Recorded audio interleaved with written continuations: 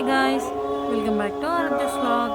ఈరోజు మేమైతే దుబ్బాకలో కొలువై ఉన్న వెంకటేశ్వర స్వామి టెంపుల్కి అయితే వచ్చామండి. శనివారం కదా, సో వెంకటేశ్వర స్వామిని దర్శించుకుందామని వచ్చామండి. ఇది ఎలాగంటే చాలా స్పేషియస్గా మంచి పీస్ఫుల్గా ఉంటుందండి. ఒకసారి మీరు కూడా విజిట్ చేయండి. నేను ఇప్పుడు మీకు చూపిస్తాను అండ్ దేవుడి దర్శనం కూడా చూపిస్తాను. లోపలికి వెళ్ళే ముందు అయితే మన ఛానల్ని కొత్తగా ఎవరైతే చూస్తున్నారో వాళ్ళు సబ్స్క్రైబ్ చేయడం మర్చిపోకండి.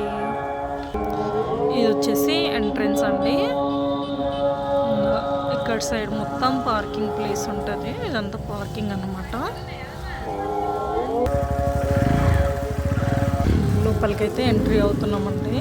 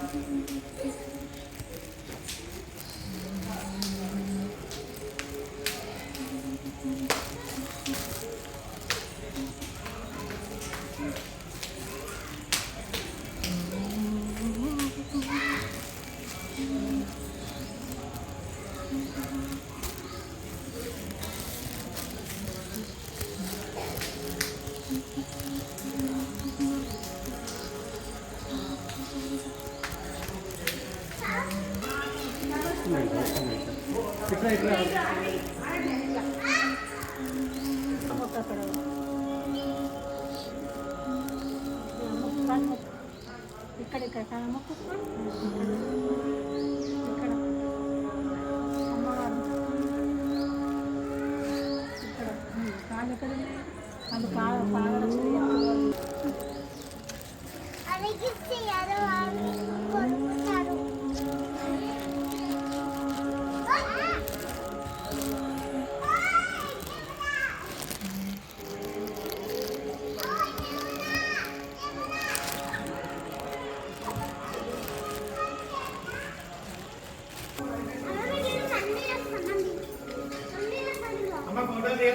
సారీ అండి, దేవుడి దర్శనం అయితే చేపించలేకపోయాను. ఎందుకంటే వాళ్ళు వద్దు అని చెప్పేసి చెప్పారు, ఫొటోస్ తీయొద్దు అని చెప్పేసి చెప్పారు.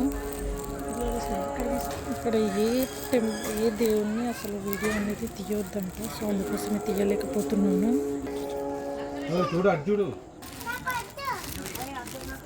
అట్లా అనొద్దు, బ్యాడ్.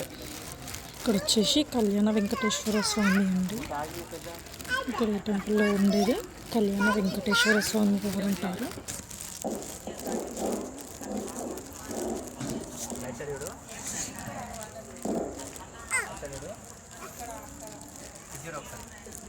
ఇక్కడ వాటర్ ఫౌంటైన్ కూడా ఉందండి. వాటర్ ఫౌంటైన్ మధ్యలో వెంకటేశ్వర స్వామి. అక్కడ దర్శనం చేసుకోలేకపోయారు కదా, ఇక్కడ దర్శనం చేసుకోండి వెంకటేశ్వర స్వామిని.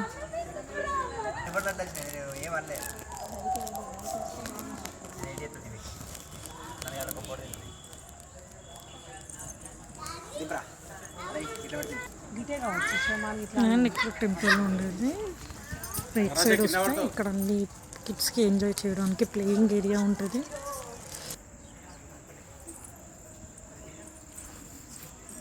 ఇక్కడ వచ్చేసి కోనేరు కూడా ఉందండి.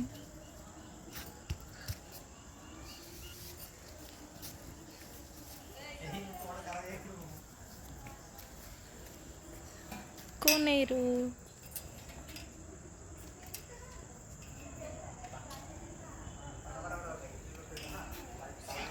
అక్కడ సైడ్ ముందుకు వెళ్తే ప్లేయింగ్ ఏరియా ఉంటుంది. ఇదంతా తులసి వనం అండి. దీంట్లో ఏ తులసి మొక్కలు ఉన్నాయో లక్ష్మీ తులసి, కృష్ణ తులసి, రామ తులసి అన్నమాట ఇందులో ఉన్నాయితే. ఇదంతా తులసి వనం చూడండి.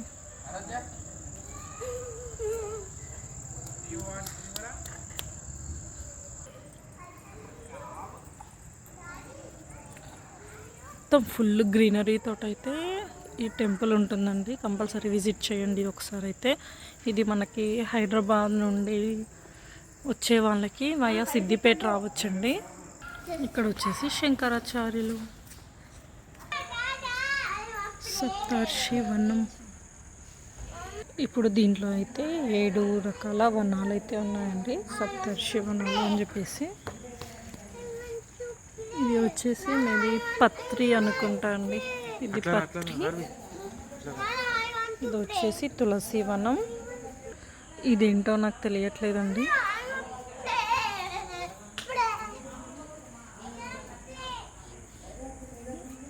ఇదొక టైప్ ఆఫ్ వనం. అక్కడ ఒకటి ఉంది,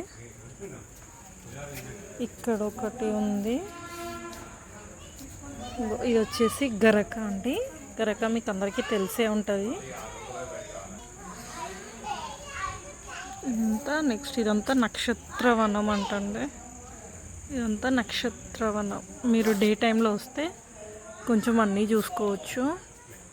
మనకేంటంటే సిద్దిపేట నుండి వచ్చే వాళ్ళకి, హైదరాబాద్ నుండి వచ్చే వాళ్ళకి వయా సిద్దిపేట్, దుబ్బాక వచ్చేసి సిద్దిపేట నుండి మనకి ఒక 15 కిలోమీటర్స్, 15-20 కిలోమీటర్స్ అట్లా ఉంటుందండి. దుబ్బాక అయితే ఒక 20 కిలోమీటర్స్ అట్లా ఉంటుంది సిద్దిపేట నుండి.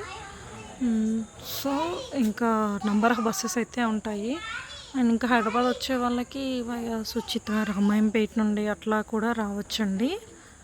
ఆ రకంగా వచ్చినా కూడా నంబర్ ఆఫ్ బస్సెస్ ఉంటాయి. ఇక్కడికైతే చాలా విశాలంగా ఉంటుందండి. ఇక్కడికి వస్తే మైండ్ చాలా రిఫ్రెష్ అవుతుంది. అండ్ ఎవ్రీ సాటర్డేనైతే ఫుల్ రష్ ఉంటారండి ఇక్కడ. ఇప్పుడు ఈవినింగ్ అయింది కాబట్టి ఎక్కువ జనాలు ఏం లేరు ఇక్కడ. ఇది వచ్చేసి సరస్వతి వనం అంటండి.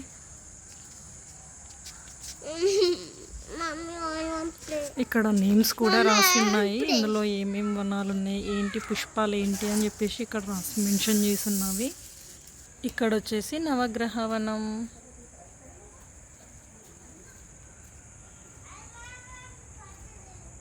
మీరు వచ్చి విజిట్ చేస్తే మీకే అనిపిస్తుంది ఎంత స్పేషియస్గా ఉంది, ఎంత బాగుంది అని చెప్పేసి. ఇట్లా వచ్చేస్తే ఇక్కడైతే భోజనశాల అయితే ఉందండి. లోపలికైతే వెళ్ళలేదు మేమైతే.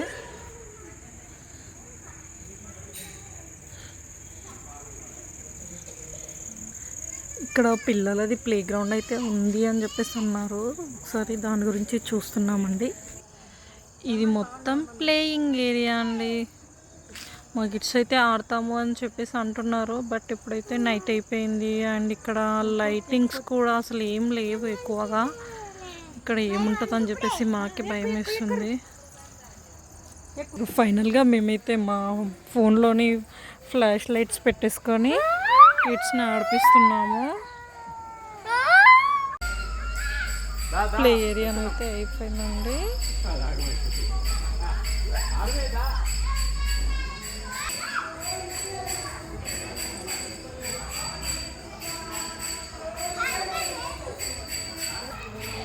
ఇక్కడ ఈ స్టెప్స్ వచ్చేసి వైకుంఠ ఏకాదశి రోజు అయితే మనకి వైకుంఠ ద్వారం తెరుస్తారు కదా. సో వైకుంఠ ద్వారం అనేది అక్కడ ఉందండి.